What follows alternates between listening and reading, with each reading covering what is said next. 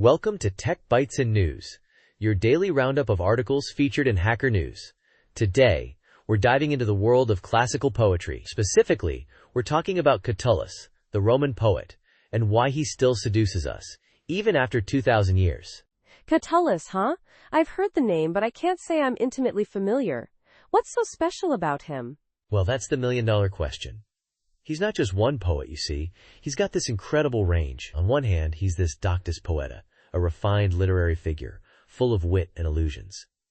But then, BAM! He's also this raw, emotional, almost vulgar poet, laying bare his heart, or, calling someone a skullfucker.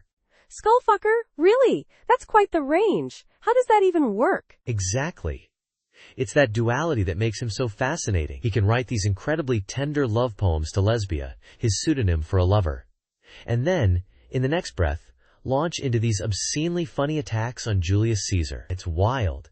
And that's why he's been admired and imitated by poets for centuries, from Virgil to Tennyson. So, he's like the ancient Roman version of a modern-day rapper with a philosophy degree? That's actually not a bad analogy. Think of it as T.S. Eliot meets Frank O'Hara, as the article puts it. But the thing is, that range makes him a nightmare to translate. I can imagine. How do you even begin to capture that kind of complexity? That's what the article focuses on. It's a review of two recent translations, one by Stephen Mitchell, and another, much more radical one, by Isabel Williams called Switch, the Complete Catullus. Okay, so Mitchell I know. He's a pretty respected translator, right? What's his approach? Mitchell's known for his accuracy and his attempt to capture the rhythm and meter of the original. He tries to stay as faithful as possible to what Catullus actually wrote, but, the reviewer argues, that sometimes comes at the expense of capturing the feeling of Catullus, that raw energy. I see. So, he's technically proficient, but maybe a little dry? That's the critique, yeah. The reviewer points out some instances where Mitchell's translation feels a bit flat, where he misses the nuances of Catullus's language. For example, Catullus uses the phrase unius assis, which means a penny, to describe how little he cares about gossip. Mitchell translates it as not bother our heads about the gossip, which loses that financial metaphor. I see. So what about this Isabel Williams? You said her translation is more radical? Oh, it's wildly radical. She throws accuracy out the window in favor of capturing the spirit of Catullus. She even uses Japanese rope bondage, shibari, as a metaphor for Catullus's divided nature. Shibari? How does that work? Well, she sees Catullus as this anxious, bitchy dominant with the boys, and a howling submissive with his nemesis, the older woman he calls Lesbia. It's a bit out there, but the reviewer argues that it actually works.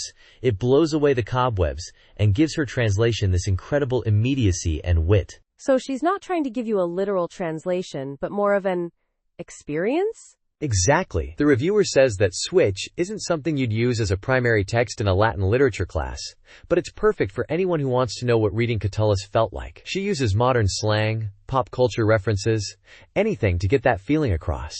Give me an example. How does she translate one of the famous poems? Okay, so take poem 8, where Catullus is trying to get over Lesbia. Mitchell translates the opening as, "Wretched Catullus, stop this crazy longing." Williams goes with, "In tears again, Catullus. Just get out of bed, accept the past, and have the loss adjusters in." Loss adjusters.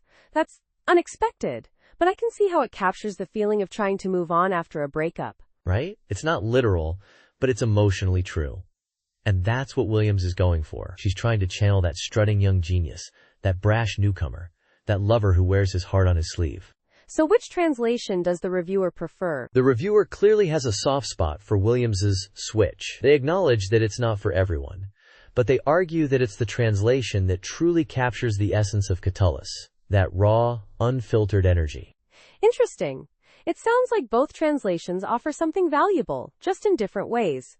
Mitchell gives you the accuracy, Williams gives you the experience. Precisely. And that's why Catullus continues to seduce us, I think.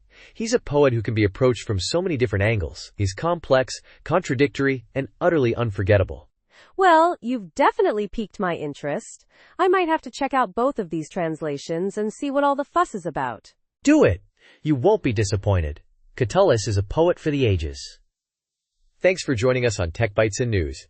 We hope you enjoyed our dive into the world of Roman poetry. Until next time. Goodbye. Opening parenthesis, closing parenthesis. Bye-bye.